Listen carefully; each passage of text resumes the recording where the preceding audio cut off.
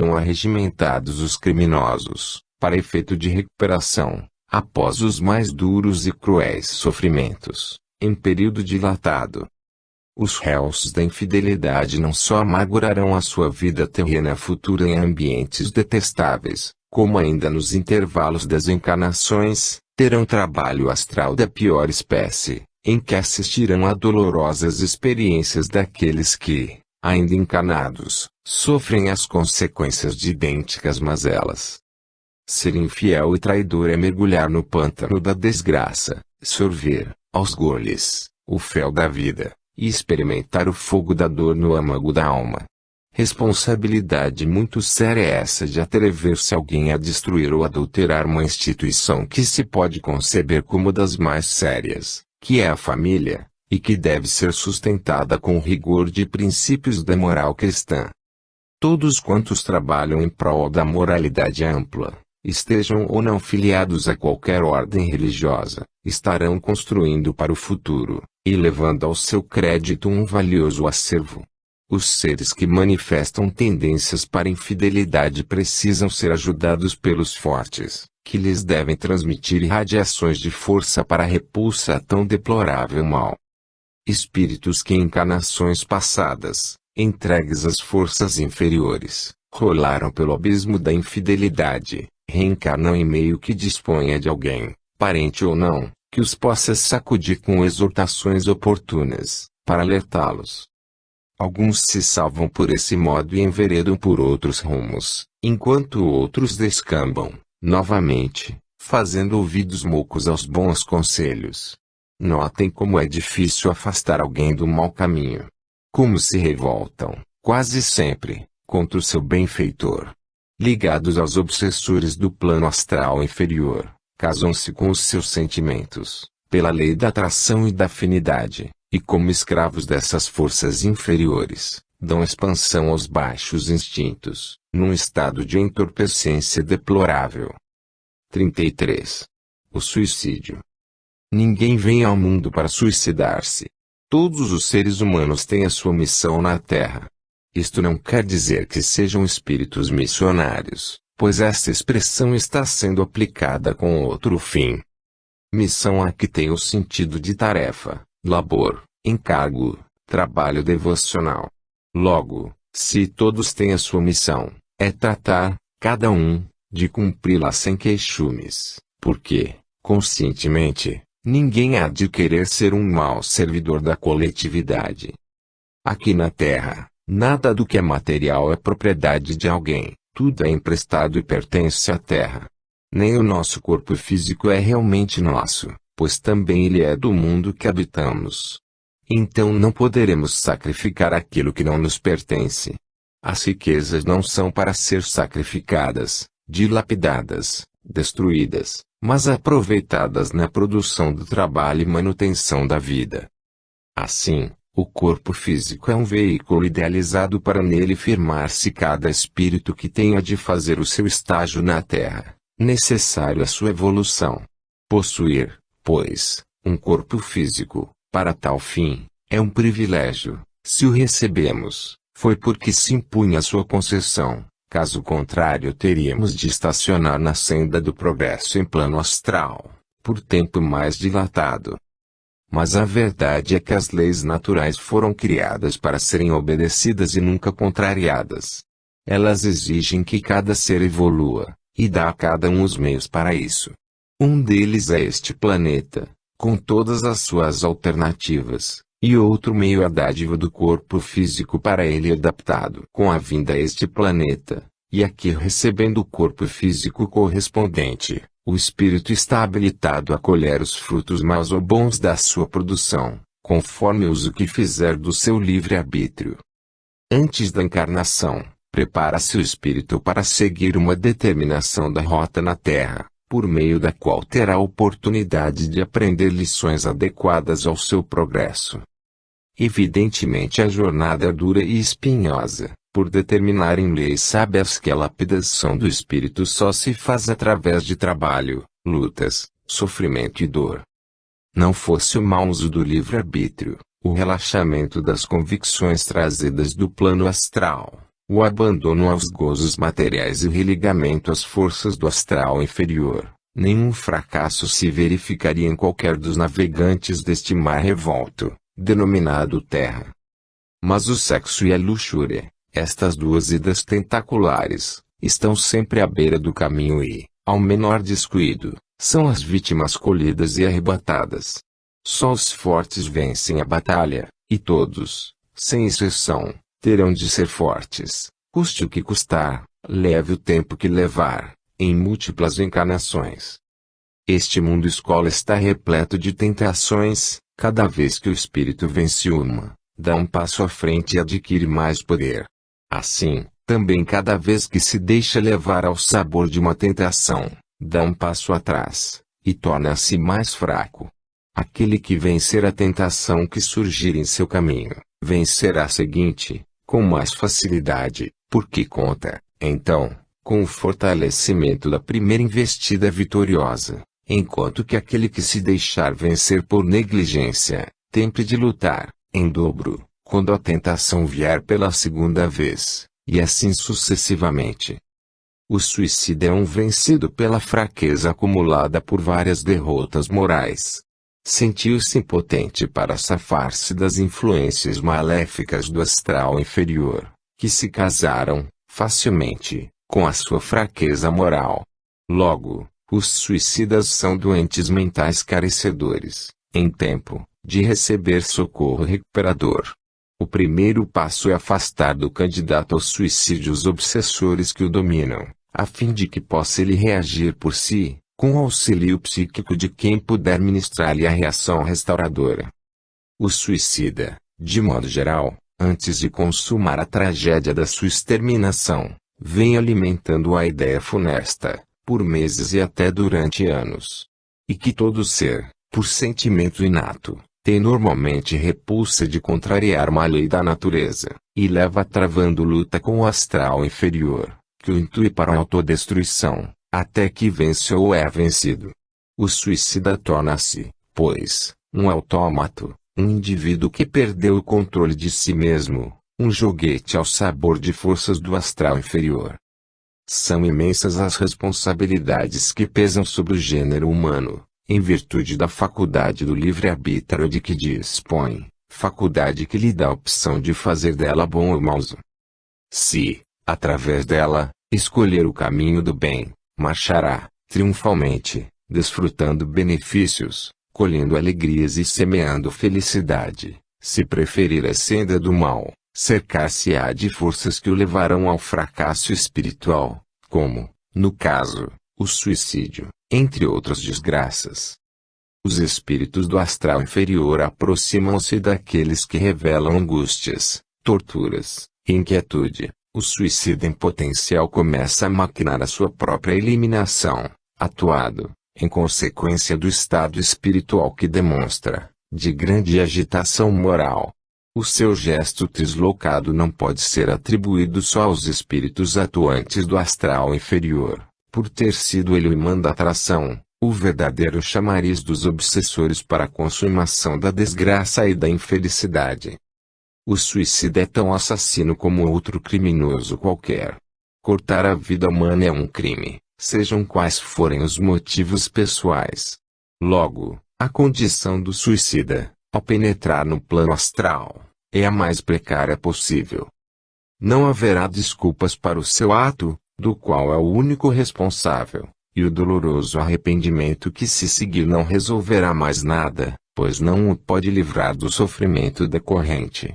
Nenhuma entidade superior interferirá no seu desespero, não poderá, no plano astral, cometer um segundo suicídio, pensando em fugir ao maior sofrimento ali encontrado, e terá de enfrentar, sozinho, todo o drama subsequente, em que os minutos parecerão séculos. Todo espírito, ao encarnar, vem comprometido a viver um determinado número de anos correspondente à velhice física, em que terá de colher certas experiências que são sumamente necessárias ao seu desenvolvimento. As oficinas precisam ter operários habilitados, os hospitais, médicos e enfermeiros competentes, os laboratórios, técnicos capazes, e assim por diante. Do mesmo modo, como o universo é máquina, que não para, acionada por todos os seres, cada qual tem tarefas de aperfeiçoamento próprio, a que não se pode eximir de executar, e é indispensável que ocupe o seu devido lugar, com eficiência determinada. Logo, o papel do suicida, diante desse quadro, só pode ser o mais funesto, desconcertante e prejudicial à planificação estabelecida. Assim como, aqui na Terra cada qual faz a sua tarefa para proveito comum, também no plano astral cada ser tem a sua função específica a cumprir em benefício geral, num universo que se mantém em movimento permanente. O suicida tem de voltar à Terra para percorrer o mesmo caminho traçado para a encarnação anterior. A experiência dolorosa do suicida é difícil de apagar. Não se recordará do fato quando voltar ao plano físico, mas as feridas não cicatrizadas do sofrimento terrificante falo-ão afastar-se da ideia do suicídio, se ela apresentar-se novamente, na prova seguinte. Tremenda luta terá de sustentar para vencer a situação, e não haverá outro recurso senão lutar e vencer sozinho. As criaturas precisam aprender que a vida terrena não é de gozos e passatempos, e, sim, de trabalho, ação e movimento. Todos levam a vida que merecem, a vida que fizeram jus, e por isso não há queixas a fazer nem sofrimentos a lastimar. Se o presente não é como seria de desejar, é porque o passado foi mal vivido. Então faça-se o possível para preparar, no presente, um futuro que não seja insuportável. Grande mal fazem os credos em esconder a realidade sobre a lei das reencarnações, pois os suicidas ou os candidatos ao suicídio, integrantes de várias seitas religiosas, nunca chegariam a acalentar essa ideia. Se conhecessem a verdade, se soubessem que voltarão a reencarnar em situação mais difícil e para enfrentar a mesma prova, se não vivessem iludidos, julgando, ignorantemente, que, depois da morte trágica, virá para eles o descanso, o sossego, a paz, a cessação dos sofrimentos. A presença, neste planeta, dos que nele se encontram, e atestado vivo de que cada um precisa corrigir falhas e defeitos de ordem moral que os impedem de ingressar em vida superior a esta. Os habitantes deste mundo são imperfeitos, em grau maior ou menor, e aqui estão para aprimorar o seu estado espiritual, ou seja, para evoluir. O suicídio produz um agravo na soma das falhas existentes, e exigirá maior esforço de recuperação. Os agravos desta natureza são crimes que representam desrespeitos às leis naturais. O candidato ao suicídio precisa receber apoio amigo e compreensivo de quem, já espiritualizado, conheça os meios de afastar deles obsessores intransigentes. Precisa de receber esclarecimento da vida, como ela é realmente, para não alimentar ilusões quanto aos resultados futuros do seu gesto absurdo e doentio. Há a necessidade de ser tratado como doente mental, como um ser desequilibrado, sem domínio próprio, sujeito à influência de uma força estranha, dominante, que martela, que incute e impõe. Pode a vítima da ideia do suicídio parecer normal e serena, mas, no fundo está procurando sufocar um vulcão de uma vigorosa intuição suicida. É obsessão em movimento, em marcha, que conduz ao ato final, ao autoassassinato. Pode o indivíduo sacrificar a sua vida em benefício de outras vidas, sem que tal gesto signifique suicídio. Certa vez, um grupo de alunos do curso militar fazia a experiência de granadas de mão, quando, por descuido, o dispositivo que produz a explosão desarmou em uma delas. O engenho mortífero foi lançado ao solo, a curta distância, sem tempo de se pôr o grupo a salvo dos efeitos da detonação, quando um dos alunos, em rápida decisão, certo de que iriam todos ser sacrificados, num gesto de renúncia, atirou-se sobre a bomba, para salvar os companheiros da morte certa. Teve o corpo esfacelado, mas o ato heróico, cheio de abnegação passou à história. Não houve suicídio e, sim, um nobre exemplo de desprendimento, de valor, de heroísmo e de grandeza espiritual. Um outro aspecto de suicídio é decorrente dos maus tratos que se dão ao corpo físico, abreviando-se, com isso, o período da encarnação. Os espíritos, quando encarnam, trazem traçados o rumo da sua trajetória terrena e a duração da mesma, não lhes competindo nem desviar a rota, nem encurtá-la. Ninguém nasce para ser um farrista, um perdulário, um jogador que troca a noite pelo dia, um viciado no álcool, em excessos sexuais, em opíparos manjares ou em qualquer sorte de abusos. Até mesmo com o trabalho é preciso haver certas limitações. É fazendo vida irregular que o corpo físico perde as suas reservas, adoece com mais facilidade e se depaupera.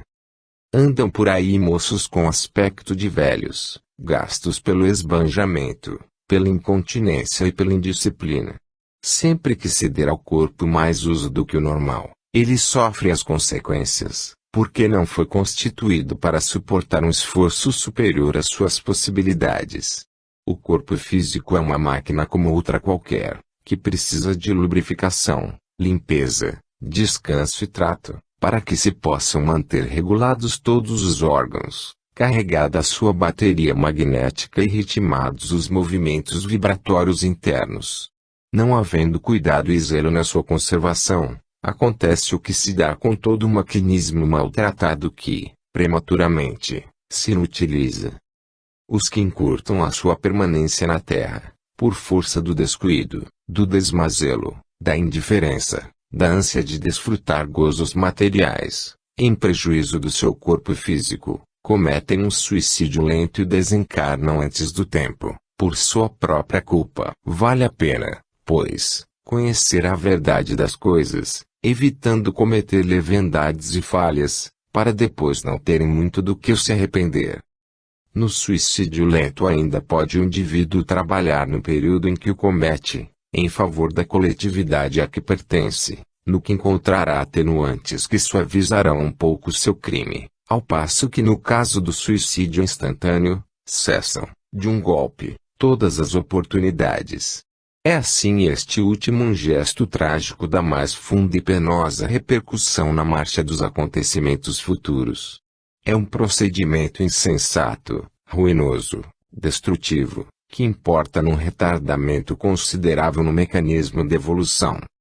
O suicídio de origem passional é o mais comum, levado a efeito, quase sempre, por jovens inexperientes, que trazem a mente carregada de ilusões e fantasias.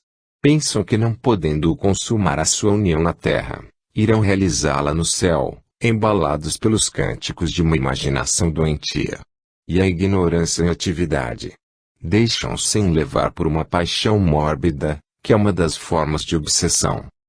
Nesse estado, a razão não se revela, o raciocínio não trabalha, o espírito fica atoldado, envolto em névoa, cego, incapaz de discernir a figura realista dos fatos. Pensa o dia inteiro no mesmo caso, fanaticamente, como um desvairado. Que melhor campo de atuação para os espíritos malévolos do astral inferior. Eis aí um dos caminhos para o suicídio, quando os objetivos acalentados são contrariados, e muitos têm sido os que enveredam por ele. É indispensável que os jovens que amam nunca se deixem apaixonar. É preciso exercer controle sobre o sentimento. Quem perder o controle de si mesmo, entrega-o, automaticamente, ao astral inferior, que se apodera dele, de bom grado, para promover a desgraça, em qualquer dos seus aspectos. Toda vigilância é recomendável, passar do delicado amor dadivoso e afável para a paixão desnorteante, é só uma questão de descuido, de abandono e de imprevidência. O espírito precisa receber, diariamente, treino de fortalecimento, para estar na vida sempre preparado para defender-se de qualquer enleamento por forças adversas, como as que geram a paixão. Esta é uma doença psíquica perigosa, traiçoeira, arrasante. Geralmente a paixão se manifesta quando os pares encontram embaraços intransponíveis para a união. A paixão é um sentimento irmanado ao ciúme, o qual provém da dúvida e da desconfiança, e é acompanhado pelo egoísmo com a sua soma de derivativos de inferior classificação. Mesmo que a união se consume, como resultado da paixão, ainda assim perduram os perigos de não se poder conservar intangível, por achar-se envolvida pela chama revelada de desconfiança e egoísmo, conservando-se sempre sob a ação nefasta das entidades perturbadoras. Os que se sentirem acometidos pela ideia fixa do suicídio, em estado moral desesperador, precisam convencer-se de que estão sendo dominados pelo astral inferior, do qual devem libertar-se a qualquer custo, urgentemente. São as práticas racionalistas cristãs que promovem o afastamento desses infelizes obsessores, e oferecem o bálsamo restaurador do equilíbrio mental. 34. Critérios. 1. Louvores. No racionalismo cristão evitam-se os louvores. A vaidade é uma das últimas falhas que abandonam a criatura. Ela é terrivelmente enraizada no gênero humano. Há quem ostente a simplicidade pela vaidade de ser simples. A vaidade esconde-se, traiçoeiramente, nos recônditos da alma, e os seus tentáculos se aprofundam de forma desconhecida. Por isso nada deve ser feito ou dito que alimente esse inimigo perigoso, quando não se sabe se está inteiramente morto. Na medida do esclarecimento, o indivíduo toma ciência do que vale, conhece-se a si mesmo e se acanha de ser elogiado, de passar pelo que não é, de ver alguém atribuir-lhe virtudes que talvez não possua e privilégios que lhe pareçam estar acima dos seus merecimentos. Há certas ocasiões em que o louvor pode ser aplicado como um estímulo, como reconhecimento de uma ação meritória, como meio de encorajar e realçar o exemplo, mas é preciso cuidado para não baratear o elogio, não desvalorizá-lo, não se o empregando bajulatória e inexpressivamente. Quanto mais espiritualizado for o ser, menos elogios deseja receber porque os estímulos e os encorajamentos lhe vão sendo desnecessários. Cumpre o seu dever de maneira consciente e da melhor forma possível, sabendo que é sua obrigação proceder da melhor maneira possível, que não faz favor nenhum e, portanto, não precisa ser aplaudido. A falsa modéstia é outra forma errada de agir, pois com ela o que às vezes se procura é a contestação, para provocar o elogio. Nesta demonstração faz-se o alertamento para que se abram os olhos da alma e se reflita sobre o assunto que constitui um ponto importante nos exercícios mentais de espiritualização. 2. Agradecimento. O agradecimento é um gesto afetuoso de demonstrar gratidão pelo favor ou atenção recebidos. O sentimento de gratidão é um dos elevados valores da alma. Uma criatura grata e reconhecida atesta sentimentos apurados, compreensão humana, emociona-se com a bondade alheia, tem em alta conta o sentido da solidariedade e está sempre pronta a seguir o exemplo daqueles que se fazem, espontaneamente, credores de reconhecimento. Entretanto, focalizando o aspecto do agradecimento por outro ângulo, é de reconhecer-se que a criatura, quando faz um bem de ordem espiritual, não deseja receber por ele agradecimento, porque se apenas serviu de veículo ou de instrumento para a concretização do benefício, evidentemente o sentimento de gratidão deverá ter outro rumo. Por este motivo, não se recebem, no racionalismo cristão, agradecimentos pelos benefícios espirituais que são distribuídos, por intermédio dos auxiliares, no cumprimento dos seus deveres. 3. Natal. O Natal, dia 25 de dezembro, é a data convencionada, por ser desconhecida autêntica, para comemorar o nascimento de Jesus. Essa comemoração não se faz, entretanto, nas casas racionalistas cristãs, pois para festejar a memória de Jesus não há dia especial, ou melhor dizendo, todos os dias são especiais para tal fim. O que a Jesus importa, como um dos dirigentes, em plano astral, da evolução espiritual do mundo, sem intervir no livre-arbítrio de quem quer que seja, é que todos, sem exceção, se espiritualizem, adotando, diariamente, um viver correto, retilíneo, honrado, de acordo com a moral cristã aos seus verdadeiros ensinos. Andar a criatura, o ano inteiro, a fazer tolices, a prejudicar o próximo, a cuidar só da matéria e, depois, num único dia do ano, o de Natal, pretender rememorar a figura do sublime aniversariante, do modo como se constata, é um gesto desconcertante, de nenhuma repercussão espiritual. O Natal vem sendo comemorado de maneira protocolar, como se fosse uma formalidade rotineira. Procura-se, nesse dia, fartar o estômago com guloseimas, comidas e bebidas, num atestado bem flagrante de materialidade, ocasião em que menos se medita na obra grandiosa do Mestre. O racionalismo cristão não comunga com essa espécie de festividade, a qual não encontra reflexo favorável no astral superior, que muito zela pela distinção que se deve imprimir às coisas puramente do espírito. O Natal, como está sendo festejado em meio a desregramentos gastronômicos, não é festa recomendável para se comemorar o aniversário de um dos expoentes máximos da espiritualidade. Os atos de todos os seres deverão ter um sentido adequado, oportuno, condizente, e a elevação de nossos pensamentos a Jesus deverá ser feita, sempre, através de manifestações de respeito, comedimento e de reverência. 4. Diversões. Na Terra, não é só cuidar de trabalho, dos estudos e dos deveres normais, é lícito também, e recomendável, divertir-se a criatura com distrações que desenvolvam o bom humor, o intercâmbio social e o arejamento das ideias.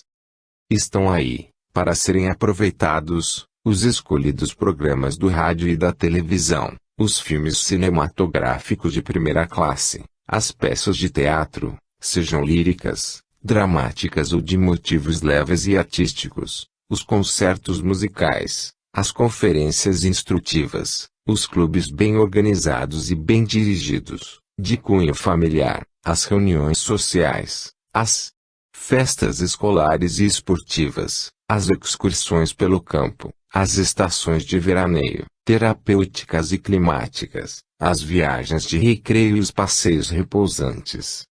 Os chefes de família precisam procurar conhecer os lugares de diversão frequentados pelos jovens, ouvindo o que se diz do ambiente, o que há de inconveniente nele, para poderem orientar os filhos, tanto as moças como os rapazes.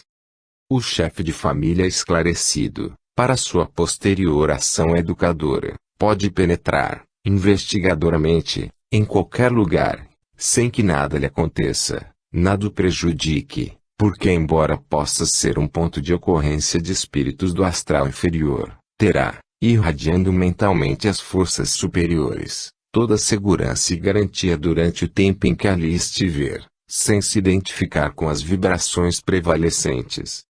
De posse das observações efetuadas, estará em condições de bem aconselhar os seus filhos, orientando-os, esclarecendo-os e livrando-os, assim, de más companhias, da má escolha das diversões e das consequências que poderiam ocasionar danos irreparáveis. Nas casas racionalistas cristãs não há reuniões na segunda-feira de carnaval, não porque se queira dar liberdade aos estudantes da doutrina de entrar na pândega carnavalesca, mas unicamente por causa da grande dificuldade de se obter condução e para evitar que a grande massa humana que assiste às reuniões, tenha de se misturar, nas ruas, com os foliões impregnados de sensualismo e de cargas do astral inferior.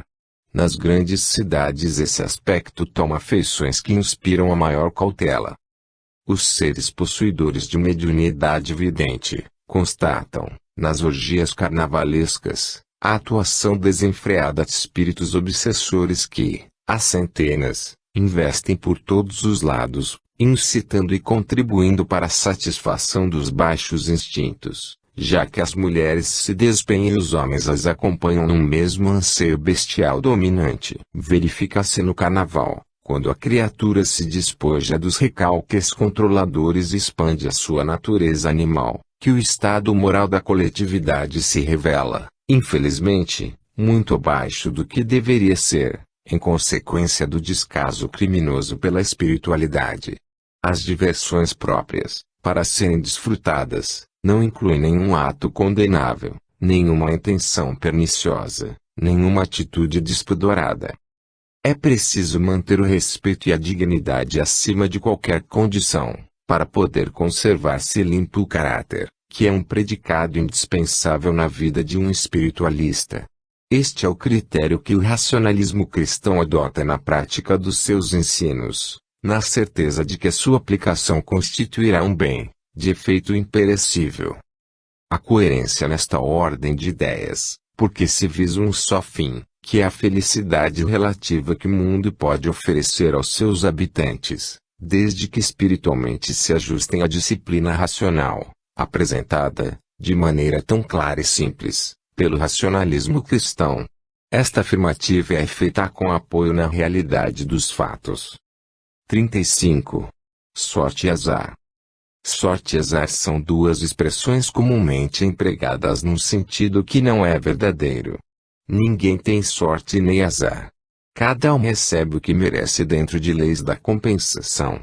Quem faz jus ao bem, recebe o bem em troca, e quem mal faz, pode esperar o mal em retorno.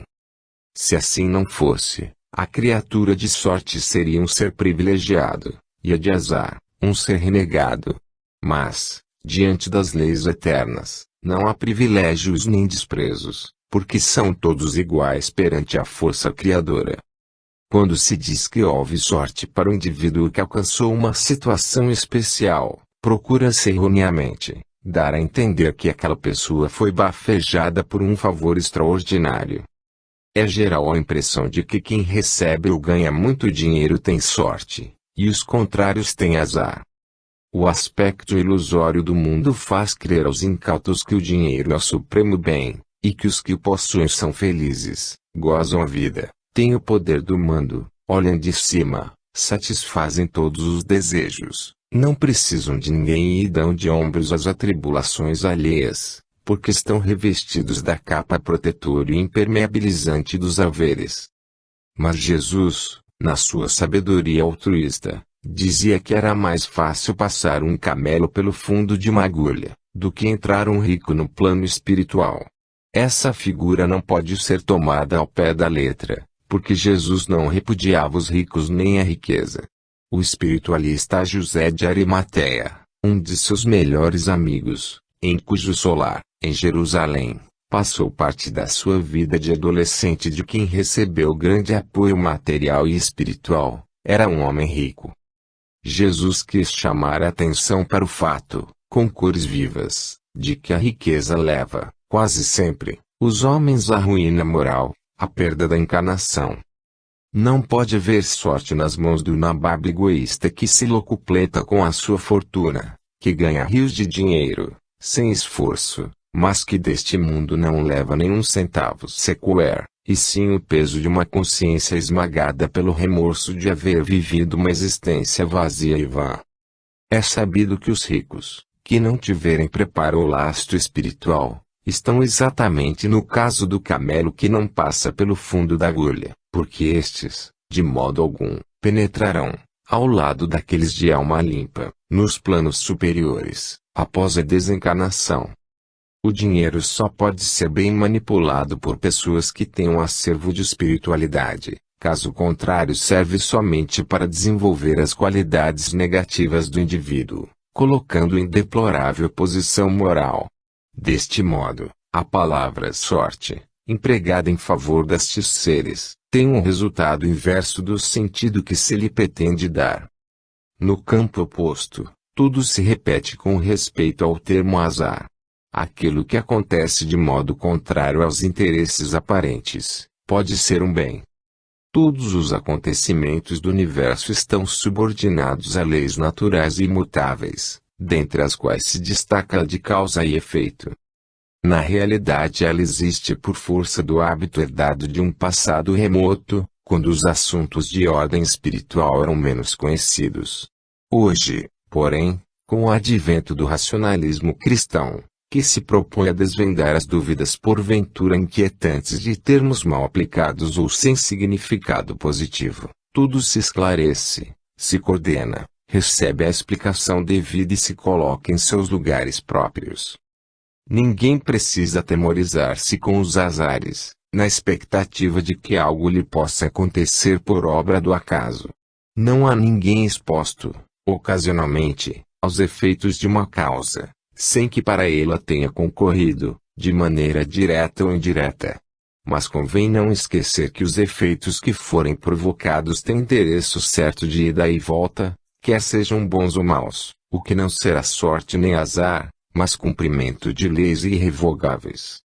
Sorte e azar são termos muito empregados nas casas de jogo, onde tem significação superficial e fictícia, pois ali, sob a ação do astral inferior, todos perdem, todos se aniquilam moralmente, todos se confundem, de mistura com o vício. Nesses antros as duas expressões se igualam e se anulam, para só subsistir a degradação e os seus efeitos. Não se justifica que ande alguém atrás da sorte ou a fugir do azar. A vida presente de todos os seres é o resultado da vida passada, do mesmo modo, a vida futura será o resultado da presente. Se não nos considerarmos hoje tão felizes como desejaríamos ser, a causa está atrás, e reside na falta de cuidado dispensada às coisas do espírito. Assim também todos os que, no presente, atentam, apenas, para as diversões e procuram usufruir o máximo dos gozos terrenos, sem a menor preocupação com a vida espiritual, podem esperar dias de sofrimento, de carência de utilidades essenciais e de atribulações, e talvez queiram, depois, dizer que são vítimas do azar. Os que se voltam para a espiritualidade, ao contrário, sabem onde pisam, não contam nem com sorte nem com azar, mas tratam de viver em cada dia o melhor possível, alicerçando o presente e construindo para o futuro. Não podem, por isso, no dia de amanhã, ficar sujeitos a surpresas desagradáveis, porque não perderam a boa assistência astral nem os ensinos espirituais que forem bem absorvidos. Felizes os que se mantiverem nesse caminho, os que encontraram o racionalismo cristão, pois esta doutrina esclarecedora não só serve de diretriz segura aos que militam nas suas fileiras, como oferece novo e rico campo de atividades aos que passarem deste plano físico para o astral, em tempo próprio. No incessante transpor de uma para outra experiência, ocorre ao indivíduo ver-se, da noite para o dia, ou em pouco tempo eventualmente, senhor de fortuna, seja por vinda de herança, seja pela conquista de prêmios. De posse de uma riqueza que surgiu, momentaneamente, várias reações atingem o indivíduo, para provocar o seu estado psíquico. É de se ver, então, como se porta ele. Infelizmente, na maioria dos casos, dá-se uma mudança na personalidade para pior, quando se constata, mais uma vez, que o dinheiro abundante, sem espiritualidade, tem ação funesta nas mãos do seu detentor. De qualquer maneira, cada qual tem de sentir, no âmago da alma, a fortuna que ocasiona a falta de espiritualidade, e é por esse meio que cada vez mais se firma no caráter individual bem formado a predisposição de afastar-se das vibrações materialistas, como solução única para a conquista dos predicados do espírito. No interregno de uma encarnação para a seguinte, no espaço, no mundo próprio é que o espírito pode assinalar bem os efeitos da incapacidade de conduzir-se na Terra de maneira correta, sem estar preparado, convenientemente, para tal fim, coisa que só se dá após exercícios consecutivos de aprimoramento da alma. Ali verá também que a versão de sorte e azar é produto da ignorância humana, atestando um estado de incompreensão. O racionalismo cristão ministra os seus ensinos pelo saber emanado dos planos superiores, em que os panoramas terrestres são apreciados de modo real. As falhas na interpretação dos fatos, além de prejudiciais, encaminham os seres encarnados, nelas envolvidos, aos labirintos da confusão. Procuremos, pois, ser claros, absorvendo das palavras, dos atos, das expressões, o seu verdadeiro sentido. 36. O destino. Quando o indivíduo prepara a sua reencarnação, o faz em decorrência de um estudo sobre o seu passado, naturalmente ajudado por espíritos mais evoluídos, que aconselham, orientam e indicam o melhor caminho a seguir, levando em conta os erros cometidos, para impedir a reprodução das falhas registradas. No entanto, conta o ser com o livre-arbítrio, faculdade inata que tanto pode servir, se bem aplicada, para que se cumpra na Terra a rota pré-estabelecida no astral, como pode prestar-se, se mal aplicada, para desviá-lo dessa rota e entregar-se o ser ao gozo efêmero das atrações terrenas. Os indivíduos que andam por aí a alimentar vícios, entregues à ociosidade, malbaratando, em orgias, tempo e dinheiro, de modo algum estão cumprindo o compromisso assumido quando no plano astral, e é evidente o mau uso que fazem do livre-arbítrio. Tendo a criatura plena liberdade de usar o seu livre-arbítrio para o bem ou o mal, coerentemente, ninguém poderá dizer que o que lhe acontece de mal na vida seja obra do destino.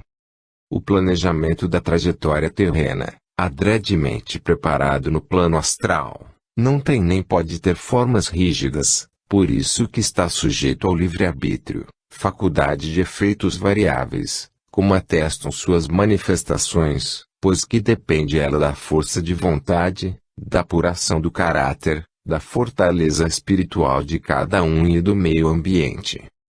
Espíritos que não possuem força de vontade, caráter e fortaleza espiritual, fazem constantemente mau uso do livre-arbítrio, deixando, assim, de cumprir a sua verdadeira missão na Terra. São estes, geralmente, os que dizem não poderem contrapor-se à força do destino. Mas o destino, como sina inexorável, não prevalece. Não há lógica que o possa sustentar diante das leis do livre-arbítrio de causa e efeito, pois se não ceder causa ao efeito este será nenhum, e é o livre-arbítrio que dá ou deixa de dar causa ao efeito. Logo, o agente é a criatura, e nunca o destino. O ser que disser que é vítima do destino, o está admitindo como causa, e incorrendo em falhas. Todos são vítimas de si mesmos, da própria inconsciência ou da maldade consciente. A lei de causa e efeito tem aí sua ação preponderante, a qual é, por sua vez, controlada pelo livre-arbítrio. A palavra destino é também empregada, na linguagem comum, para designar o lugar para onde se vai ou fim a que certo objeto serve, como, qual é o seu destino? Qual o destino desse objeto? Neste sentido, a palavra destino encontra o seu lugar acertado, porque não intervém, como sentido adulterado, nas leis do livre-arbítrio e de causa e efeito. Há seitas religiosas que creem na predestinação. Acham que tudo quanto acontece ao ser humano é por efeito da predestinação. Para essas seitas, Deus traçou a vida de cada um como bem entendeu, e assim ninguém pode livrar-se do que lhe venha a suceder. Esses que assim pensam e creem, desconhecem a lei das reencarnações e a das consequências. Por tal desconhecimento aceitam a predestinação como fatalidade do destino. Os religiosos dessas seitas julgam-se, sem modéstia, os predestinados do Senhor para, depois da morte, viverem com Ele no reino dos céus. Os demais teriam sido predestinados a ir para o inferno. A predestinação, em contraposição à lei de causa e efeito, aberra de todas as normas espiritualistas. É com erros de concepção como esses que, em geral, as seitas se acomodam em seus regimentos e fazem com que muitos andem descrentes até da própria vida. Certo número de adeptos aceita, maquinalmente, tais preceitos, mas os que estão de fora, com liberdade de analisar, repelem-nos, por falta de amparo na lógica e na razão. Grande serviço está prestando à humanidade o racionalismo cristão, esclarecendo-a, levando-lhe o conhecimento da verdade, apontando-lhes os erros que são esposados por uma coletividade jungida ao misticismo e que não está em condições de predicar sobre a vida superior, por faltar-lhe o conhecimento real para tanto. Como desconhecem os religiosos a verdade da vida depois da desencarnação, estão, dentro de cada seita, autossugestionados de que são os únicos que se acham em posição privilegiada perante Deus, e por isso não admitem, no seu pensar completamente ilusório, que qualquer outro de fora da sua seita esteja habilitado a demonstrar maiores conhecimentos espirituais. Essa posição lamentavelmente falsa em que se encontram, produz um estado de consciência impermeável a novas ideias e a novos ensinos, os quais são prejulgados, antes de qualquer análise sadia, como inspirados pelo gênio do mal. Assim, os que creem no destino, como sina implacável, e na predestinação, como uma providência divina, fecham-se dentro desse círculo e não espraiam as suas vistas a outras direções. O racionalismo cristão prefere as situações claras, afasta as confusões, procura apreciar as coisas com realismo, esforça-se por manter a verdade acima das conjecturas, uma vez que ela possa ser expressa e definida. Com este objetivo apresenta estas considerações sobre a falsa concepção do destino, servindo-se do ensejo para mostrar que o livre-arbítrio pode alterar qualquer rumo, presente ou futuro, conforme for empregado, que os acontecimentos do presente são a consequência da aplicação do livre-arbítrio no passado, assim como a trajetória da vida no futuro terá as variações correspondentes ao uso atual dessa liberdade de ação. Este esclarecimento deverá dar aos bem-intencionados uma visão mais ampla do processamento da vida, circunstância indispensável ao êxito dos empreendimentos e ao equilíbrio das relações sociais. Em tratados de filosofia, sina e destino são palavras substituídas por determinismo. Realmente, há um certo determinismo na vida.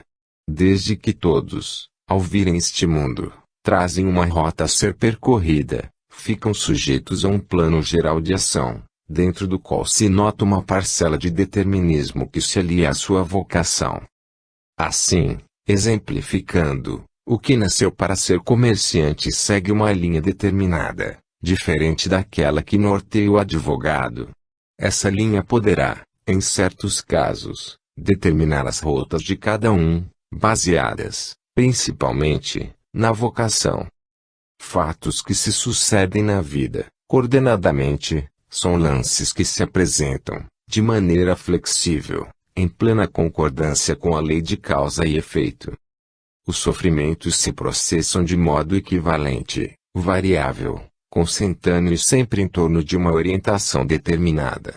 Se o indivíduo deixa de ser industrial para ser banqueiro, a sua vida tomará novos rumos em consequência da sua nova orientação, sem que as leis de causa e efeito, aplicadas ao seu caso, deixem de exprimir-se com normalidade. O determinismo, encarado espiritualmente, não é fatalismo. A falta de conhecimento de alguns filósofos sobre as leis de reencarnação e a maneira de preparar-se o retorno do espírito à Terra, em novo corpo físico, levou-os a pensar que era Deus quem enviava os seres à via terrena com esta ou aquela vocação, com este ou aquele destino, fato que os induziu a acreditar que o determinismo fosse rota determinada ou imposta por Deus, inexoravelmente. Só a ausência de ilustração espiritualista os poderia conduzir a tal conclusão. A ideia errônea de pensar que na vida impera o destino, a sina, o fatalismo, leva os seres a não se esforçarem por mudar o curso dos acontecimentos, julgando ser inútil o esforço desenvolvido nesse sentido. Se não houver repressão à consumação de atos condenáveis, confundindo predisposição com fatalismo ou destino, os débitos morais do indivíduo se avolumam, consideravelmente. Qualquer situação ilusória, falsa, inverídica, é perniciosa e deve ser eliminada, sem tardança. Caso contrário, a vida de sofrimento se prolonga, com a multiplicação de reencarnações reparadoras. Cumpre, pois, abrir os olhos, encarar serenamente a realidade dos fatos, alimentar o desejo são de harmonizar-se com a verdade, por muito que contrários a arraigados preceitos sem fundamento nela. 37. Humanidade e humanismo. Há um falso sentido da caridade originário da compaixão que fere a sensibilidade da vida. O indivíduo que se situa em condições de ficar na dependência de esmola para viver, desceu a um baixo grau da existência terrena e, moralmente, não passa de um farrapo humano. Conhecido filantropo americano, como observador profundo da filosofia da vida, entendia que dar esmola a alguém, constituía um ato de certo modo aviltante. Um esmoleiro é um elemento pernicioso à sociedade, um marginal, um ser desclassificado, sem alusão pejorativa. Diante desse conceito, dar, pura e simplesmente, esmola, é contribuir para a maior degradação moral do mendigo, e ajudar a acomodá-lo na sua miserabilidade, é dar-lhe força para continuar a pedir, e talvez a convicção de que a prática da mendicância seja um expediente profissional de manutenção normal. Assim, sustentar o indivíduo, parasitariamente, não é praticar o bem, logo, não é ato de caridade, pois esta não se compreende dissociada da ação benfeitora. O mendigo é uma chaga no seio da coletividade. Um povo que se vê contaminado pela exibição vexatória, humilhante e desoladora, de trapos humanos, tem de reconhecer a sua inferioridade, no campo espiritual. O mendigo, quase sempre por indolência e comodismo, busca, através do seu estado de miséria, impressionar, comover e disso tirar partido. Teria de ser segregado para a devida recuperação, pois é um ser desajustado e negativo. A solidariedade humana, encarada como virtude, é construtiva, e como tal deve ser superiorizada na sua conceituação. Ela é benevolência, é ação sigilosa no sentido do bem, e para a elevação do ser humano. Auxiliá-lo a desvencilhar-se das peias que, momentaneamente, o impedem de seguir o seu verdadeiro rumo, é humanismo, ao passo que dar esmolas a esmo é martirizar o mendigo, até torná-lo insensível ao sentimento do brio. Há gente muito pobre que tem vergonha de pedir esmolas. Em se tratando, pois, de um ato que produz vergonha, nenhuma razão há para estimular-se alguém a praticá-lo. Jesus não distribuía esmolas e, no entanto, só fazia o bem. Não lhe faltariam meios de conseguir moedas, se as quisesse distribuir. Homens de trabalho rude, foram seus discípulos. A pesca fornecia-lhes sustento farto. A ajuda que distribuiu aos homens, foi para que pudessem trabalhar honestamente, por considerar o trabalho a maior dádiva da vida. E se bem analisados os fatos, todos verão que o trabalho está na essência da vida, tanto no micro, como no macrocosmo. A inteligência universal trabalha, incessantemente, sem trégua de uma fração de segundo. Logo, dar-se algo a alguém para que, podendo trabalhar não trabalhe, é alimentar-se nesse alguém um estado vicioso, é deturpar-se o sentido da humanidade, é violar-se a lei da natureza. As instituições que procuram promover a recuperação do homem marginal, sem segundas intenções, praticam o mais elevado dos atos humanísticos, e são merecedoras de apoio material, moral e espiritual. Demonstram, ainda, possuir um alto sentimento de humanismo aqueles que, não possuindo filhos, criam e educam seres subtraídos aos ambientes miseráveis e nocivos, os que distribuem, de suas sobras, roupas e agasalhos aos orfanatos e asilos, os que socorrem os enfermos, abnegadamente, com o anseio de vê-los restituídos ao trabalho, os que renunciam a oferendas que a vida dá em benefício de terceiros que precisam de ajuda para vencer, e, finalmente, os que auxiliam a elevar o estado espiritual do próximo. A prática do bem exige ação, prestimosidade, renúncia e compreensão, é um dom espiritual, e não pode ser comercializado em nenhum sentido, constitui um crime explorá-lo. O necessitado, no seu estado de profunda carência material, deve ser olhado com entendimento, compreendendo-se a razão daquele estado, sem se procurar penetrar no seu âmago para sofrer, com ele, dolorosamente uma falsa interpretação da solidariedade humana. O sofrimento é uma necessidade da vida. e o meio de se resgatarem dívidas que ficaram no passado à espera dessa oportunidade de serem saldadas, e, portanto, pagá-las deve constituir uma satisfação, um desafogo, uma libertação. Sem essa compreensão, o sofrimento torna-se um peso muito maior. A lei de causa e efeito é natural e imutável. O processo das reencarnações está intimamente ligado a essa lei. Por tal razão, a reencarnação, dando ensejo a que os seres paguem as suas dívidas do passado, na existência presente, os coloca dentro da lei.